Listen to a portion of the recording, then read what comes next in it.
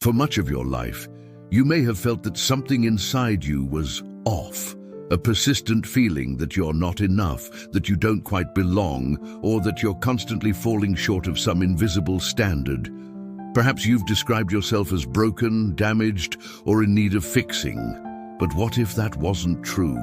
What if, instead of being broken, you were simply fragmented? This idea of fragmentation rather than failure is not just poetic, it is deeply psychological and profoundly spiritual.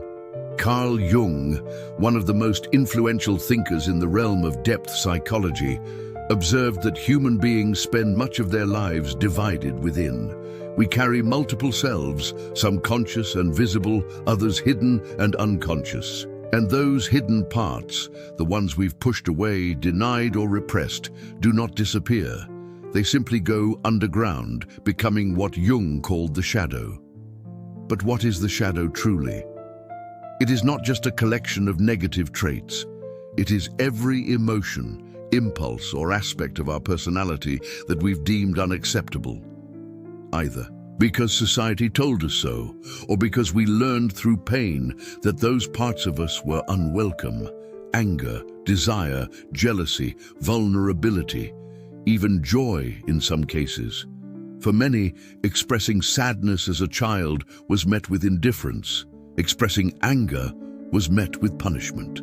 Expressing uniqueness was met with shame. So we adapted. We buried those parts. We learned to survive by pretending. Yet the psyche remembers. Nothing within you is truly lost. The shadow remains active, whether acknowledged or not. It speaks through the stories you tell yourself when you fail. It whispers in the background of your relationships. It sabotages opportunities. It triggers anxiety in moments when you most want peace. And this is not because you are flawed. It's because there are unintegrated aspects of you asking to be seen. Jung's insight was that unless we make the unconscious conscious, it will govern our lives, and we will mistake its influence for fate. What looks like self-sabotage is often just the unacknowledged shadow playing out its script. This is not about blame, it's about recognition. When you feel an inner conflict, like part of you wants something and another part shuts it down, that's fragmentation. That's the shadow at work. And until you bring compassion to this inner division, it will continue to express itself in cycles of pain, confusion, and emotional exhaustion. At this point, it's common to think the answer lies in discipline, willpower, or fixing yourself. But this is where Carl Rogers, another revolutionary voice in psychology, offers a crucial shift in perspective. Rogers proposed that true healing begins not with correction, but with acceptance. He believed that people thrive when they feel seen and understood without judgment. He called this unconditional positive regard, a way of relating that honors the inherent worth of the individual, no matter what they're going through. Imagine for a moment, what if the part of you that you despise the most is actually the one that needs your love the most? What if the inner critic that never lets you rest is just trying to protect a part of you that was once deeply hurt? And what if the healing you've been seeking isn't found in fixing your flaws, but in finally offering those parts of yourself a space to exist? Rogers famously said, "The curious paradox is that when I accept myself just as I am, then I can change." This is not passive resignation. This is the beginning of integration. You are not meant to be perfect. You are meant to be whole. Wholeness includes both the light and the dark. It includes the parts you show to the world and the ones you hide in shame. So what happens when you combine Jung's understanding of the shadow with Rogers' practice of unconditional acceptance? You get a transformational alchemy. One shows you where it hurts, the other shows you how to hold that pain with grace. Together, they offer a path not just of self-awareness, but of inner liberation. In the next part, we'll dive deeper into how the shadow is formed during childhood, not as a flaw, but as a survival strategy, and how it continues to shape your beliefs, behaviors, and relationships in adulthood. Understanding this origin is essential if you want to stop repeating painful patterns and begin the journey toward wholeness. To understand the shadow, we must begin where it begins, in childhood. Not as an abstract concept, but as a lived experience. You were not born hiding. You were born open, emotionally expressive, instinctively connected, vibrantly whole. In your earliest days, every feeling had a place, every impulse flowed naturally. You cried when you needed, you reached out when you wanted comfort. You expressed joy, anger, curiosity without filter. That was your essence, unfiltered aliveness. But very quickly, you began to learn what was welcome and what was not. Through the expressions of your caregivers, whether loving or critical, you received messages, spoken or unspoken, about what parts of you were good and what parts were bad. When you cried and were told to stop, when you showed anger and were punished, when you were quiet and finally praised, you learned a pattern. Love is conditional. Acceptance must be earned, and certain parts of me are dangerous. So you adapted. Like every child does, you created an emotional map for survival. You tucked away the parts of yourself that threatened connection. You pushed down your anger because it made people withdraw. You silenced your sadness because it annoyed the adults. You became hyper-responsible, agreeable, invisible, whatever was necessary to keep love close, not because you were manipulative, but because you were wise. This is how the shadow is born, not as a flaw, but as a strategy. The irony is that many of the traits we hide are not negative in any moral sense. They were simply human. Anger is a boundary. Sadness is a release. Desire is life force. But when these were met with rejection, fear, or punishment, you began to associate them with danger.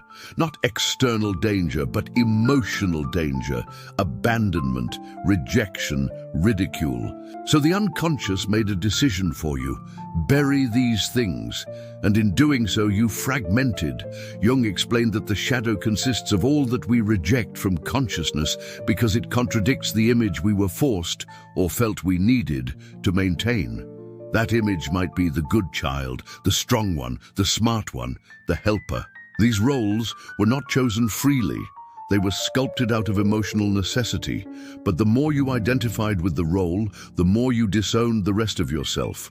What's crucial to understand is this: the parts you exiled didn't die. They remained alive within your psyche, waiting. They show up today in the form of chronic tension, anxiety before speaking, difficulty setting boundaries, people-pleasing, or explosive moments that seem to come out of nowhere. These are not random traits. They are the shadow speaking. But perhaps the most painful manifestation is the way you turn against yourself. The internal critic is often the voice of an old fear, trying to prevent you from expressing what once brought pain. You might judge yourself for being too emotional, too weak, too selfish, when in truth, those judgments are echoes of childhood conditioning. They were never yours to begin with. And here's something even more subtle but deeply true. The shadow not only affects how you see yourself, it shapes how you see others.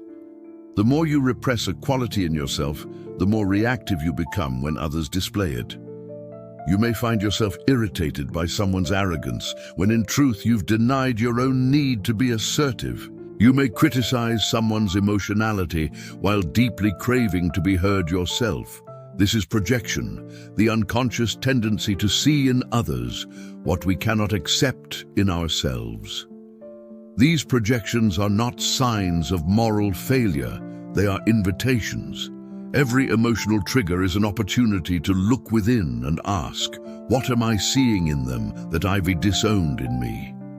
But this inquiry requires safety, and that's where Carl Rogers' insights become invaluable. He emphasized that transformation arises not from analysis alone, but from an inner environment of unconditional empathy. When you approach yourself with harshness, the shadow withdraws further. But when you approach with curiosity, with warmth, with compassion, the parts once hidden begin to soften. They begin to trust. Roger's concept of the real self is key here. Beneath the roles you've played and the shadows you've carried, there is a core self that is not broken or lost, only covered. The journey of healing is not about becoming someone new. It's about recovering the self that was always there, waiting to be reconnected. In the next part, we'll explore how these hidden parts express themselves in adult life, through behavior, relationships, and the nervous system, and how you can begin the process of conscious integration. The goal is not to eradicate the shadow, but to restore wholeness to the psyche and reclaim the energy used to suppress what was never meant to be buried.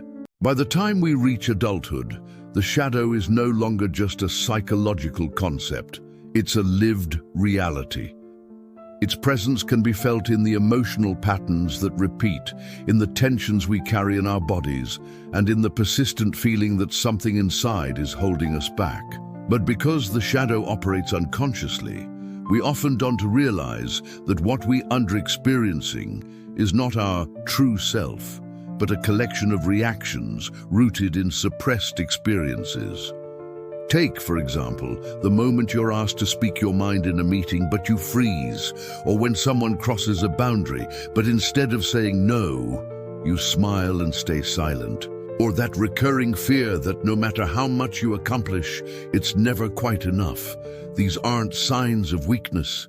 They are expressions of your shadow trying to protect you in the only way it knows how, by avoiding rejection, minimizing conflict, and maintaining the illusion of safety. These behaviors stem from parts of you that were formed in response to early wounds. Perhaps the assertive part of you was shut down by a controlling parent. Perhaps your sensitivity was dismissed, so you learned to hide your feelings. Or maybe your creativity was ridiculed, so you silenced your self-expression. These internal agreements become embedded in your nervous system, creating automatic responses that feel natural, even though they're not aligned with your authentic self. The body remembers, and this is why many shadow patterns manifest somatically through chronic stress, fatigue, tension in the shoulders or gut, anxiety that appears with no clear cause. These are not just physical symptoms, they are somatic echoes of emotional truths that have never been heard. Your nervous system isn't malfunctioning, it's holding on to unprocessed pain. But the shadow doesn't only live in the body, it shows up powerfully in our relationships. Often we find ourselves repeatedly drawn to the same type of partner, friend, or authority figure, not because we consciously choose them, but because our unconscious is seeking familiarity. We replay unresolved emotional dynamics from childhood, hoping this time they will end differently. But unless we bring awareness to the pattern, we continue to act from the same scripts. For example, someone who grew up feeling invisible may unconsciously choose emotionally unavailable partners. Someone who learned to suppress anger may end up in relationships where they were constantly taken advantage of. These patterns are not your fault. They are part of your shadow seeking integration through repetition. Until seen, the shadow keeps trying to complete what was left unresolved. One of the most challenging aspects of this journey is that the shadow often masks itself. It doesn't say, "I'm your repressed anger," or "I'm your childhood fear of abandonment." It shows up as perfectionism, as defensiveness, as control, as emotional shutdown. It shows up as the voice that tells you, "You'll never be enough."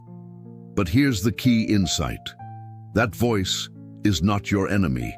It's a protective part, trying to prevent you from feeling what once overwhelmed you. This is where compassion becomes revolutionary, not as a vague sentiment, but as a daily practice. Instead of judging your triggers, you begin to meet them with curiosity. Instead of shaming your reactions, you ask, "What is this part of me trying to protect?" Over time, this inner inquiry shifts the dynamic. The shadow stops being a source of sabotage and becomes a source of wisdom. Carl Rogers emphasized that people do not grow through pressure, they grow through presence. When you create an internal environment that is safe, kind, and non-judgmental, the parts of you that have been hiding begin to emerge. And not just your pain, your gifts. The same energy that was used to repress your truth can now be used to express it. The anger you feared can become your boundary. The vulnerability you hid can become your intimacy. The fear you carried can become your courage. This is the process of integration. It is not about becoming better. It is about becoming more whole. And in this wholeness, there is a profound freedom, not from emotion, but within emotion. Not from your past, but in how you relate to your past. In the next part, we'll explore a practical and spiritual process for beginning this integration, how to meet the shadow through self-compassion, inner dialogue, and gentle presence. This is where transformation moves from insight to embodiment, where you stop analyzing your pain and start holding it. At a certain point in your journey, insight is no longer enough. You've read the books, watched the videos, understood the patterns, but the emotional weight remains. The internal voices still speak in tones of fear, shame, or judgment. And that's because intellectual understanding doesn't dissolve emotional fragmentation. Only presence can do that. And presence begins with one essential practice, self-compassion. Self-compassion is not about indulgence or avoidance. It is not about excusing harmful behavior or pretending everything is fine, of choosing curiosity over critique, of saying to the parts of you that feel broken, you are welcome here. This practice may sound simple, but for many, it is deeply uncomfortable because they have spent decades abandoning themselves in moments of pain. Let's bring this to a practice you can experience now. Imagine for a moment a part of yourself you dislike. It could be the part that gets angry too quickly, or the part that procrastinates, or the one that feels needy, insecure, or unworthy. Now, instead of trying to fix it, imagine sitting with it. Literally. Imagine this part of you as a figure in front of you, a younger version of yourself, a child perhaps, scared, confused, longing for love. Can you see their face? Can you feel their fear? Now ask this part a question you may never have asked before. What are you trying to tell me? And then, listen. You may be surprised at the answer. Often, beneath anger is grief. Beneath procrastination is fear of failure. Beneath emotional numbness is a history of feeling too much. These parts are not irrational. They are intelligent. They have been protecting you in the only way they knew how. But they're tired now. They don't need to be in charge anymore. They need to be heard. And when you give them that space, something shifts. Carl Rogers spoke often about the healing power of empathic listening, not just therapist to client, but self to self. When we listen deeply to our own experience without rushing to judge or change it, we create the conditions for transformation. The shadow, once heard, begins to soften. It begins to trust, and in that trust, new possibilities emerge. This is also where spiritual practice becomes essential, not as an escape, but as a deepening. Practices like conscious breathing, loving kindness meditation, or journaling with your inner child can help you anchor into this compassionate space. The point is not to eliminate emotion, but to create enough inner safety that you can feel it fully without being overwhelmed. For example, when you notice a trigger, say jealousy or resentment, instead of shaming yourself, you might say, "Something in me feels unsafe right now. I wonder what it needs." That shift from judgment to inquiry is how you rewire emotional memory. It's how you begin to live in alignment with your deeper self. Jung believed that what we resist persists, but what we accept transforms. And acceptance doesn't mean passivity, it means choosing to hold all parts of yourself with honesty and love. Even the ones that scare you, especially the ones that scare you, because they often carry your most vital truths. There is also a paradox at the heart of this work. The very parts you once disowned may hold the keys to your greatest gifts. Your sensitivity might be the source of your intuition. Your anger might reveal your boundaries. Your fear might lead you to your purpose. But these gifts are only revealed when the shadow is integrated, not avoided, not analyzed, but welcomed and embraced. This is not a one-time event. Integration is a lifelong process. There will be moments of clarity followed by regression, moments of peace followed by chaos. That's not failure, that's rhythm. Healing is cyclical, not linear. And each time you return to the practice of self-compassion, you deepen your trust in yourself. In the next part, we'll explore how integrating the shadow doesn't just affect your inner world, but transforms the way you relate, love, create, and live. Because the more whole you become inside, the more aligned your outer life becomes. And that changes everything. When you begin to integrate the parts of yourself you once rejected, something profound starts to shift, not only within you, but in the fabric of your life. Relationships take on a new texture. Decisions come from a deeper place, and your experience of the world begins to mirror your inner wholeness. This is not magic, it's coherence. When your inner self becomes less divided, your outer world responds with greater clarity and alignment. One of the first signs of this transformation is in how you relate to others. Before integration, relationships often reflect your unconscious wounds. You may seek validation from people who cannot offer it. You may chase love that echoes the emotional patterns of your past. You may lose yourself trying to be liked, accepted, or needed. But as you begin to welcome your inner shadow with compassion, something extraordinary happens. Your need to be validated from the outside lessens. Why? Because you are finally giving yourself the validation you've always sought. When you no longer need someone to fix what you've made peace with, relationships become spaces of connection, not rescue. You stop performing for love. You stop shrinking to avoid conflict. You stop abandoning your truth to maintain peace. Instead, you bring your whole self, light and shadow, into the interaction. And from that place, intimacy deepens. Communication becomes more honest. Boundaries become expressions of self-respect, not walls of fear. This shift doesn't mean you'll never feel triggered again. But when you do, you'll have the awareness to ask, is this pain really about this moment? Or is it touching an older story? That question alone can open the door to healing. Because now your pain becomes a pathway, not a prison. The second major transformation shows up in your creative and professional life. Many people unknowingly block their own success because their shadow associates visibility with danger. If, as a child, you were punished for standing out, you may now fear leadership.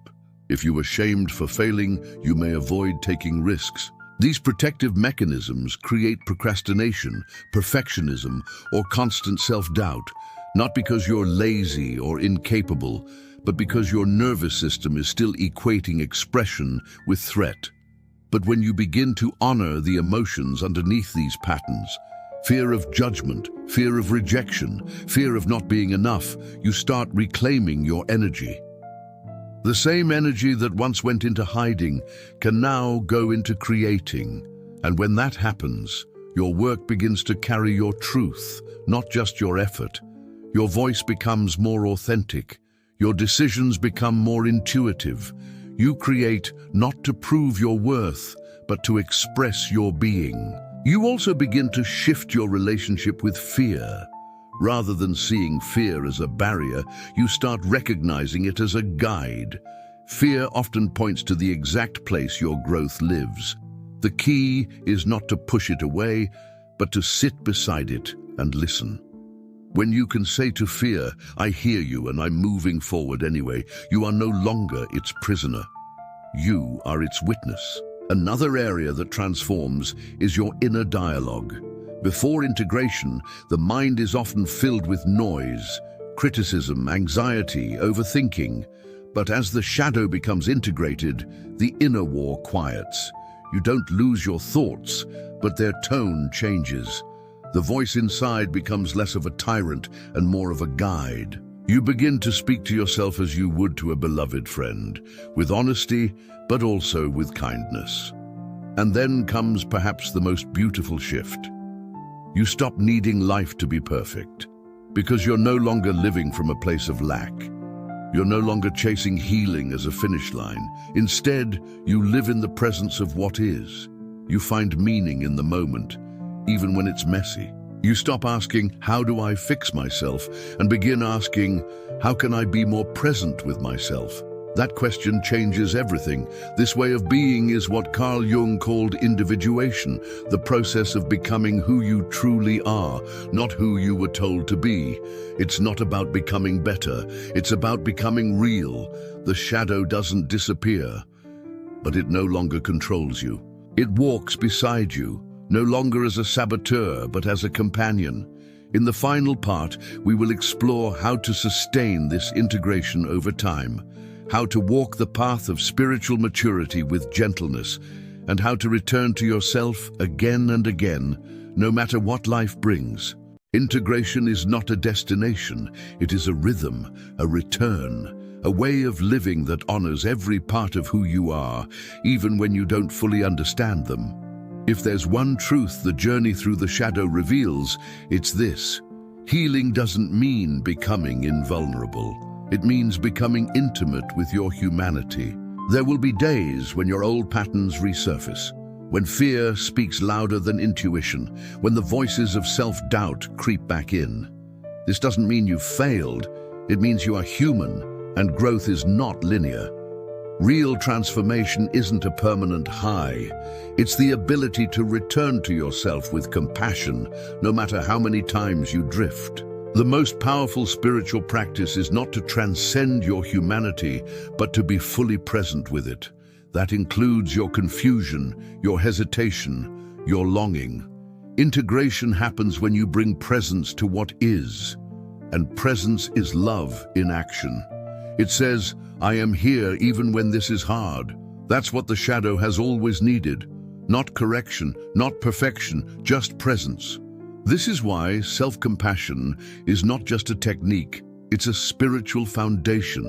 It becomes the soil where your real self can root and grow. It creates a sacred space within, where every exiled part of you can return home. And in that homecoming, you remember what was never lost, your inherent wholeness. Carl Rogers understood this deeply. He believed that the core of every human being is trustworthy, resilient, and oriented toward growth, if only given the right conditions. You can become those conditions for yourself. You can be the presence that listens without judging, that holds without fixing, that loves without demanding change. Jung, too, knew that integration is a sacred act.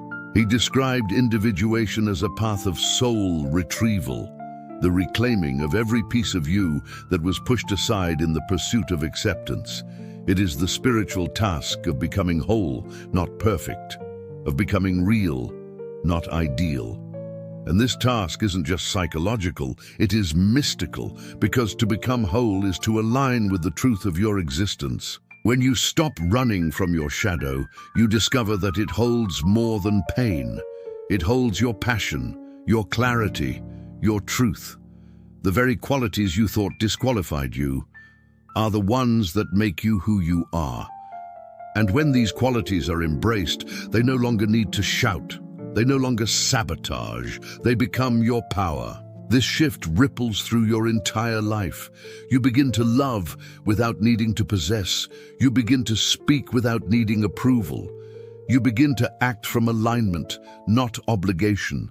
You begin to see others not as threats or mirrors of your wounds, but as fellow travelers, each carrying their own shadows, their own light, their own path home. And that's the invitation of this journey.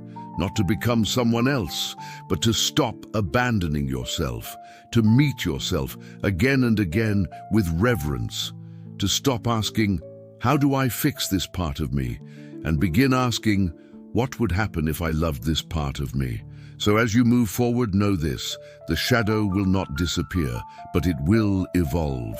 It will no longer be a source of fear.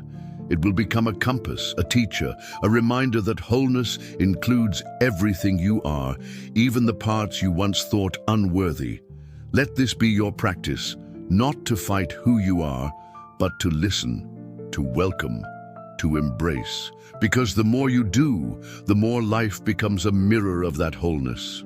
Your relationships become more authentic. Your purpose becomes clearer. Your presence becomes healing, not only for you, but for those around you. And if this message has stirred something inside you, perhaps it's because your time has come, not to begin, but to return to the place you've always belonged, yourself. If this message touched something within you, consider subscribing to the channel. Each video here is an invitation to return to yourself with more truth, more courage, and more compassion. Share this with someone who's tired of fighting against their own soul, because sometimes all we need is a reminder. You are already whole.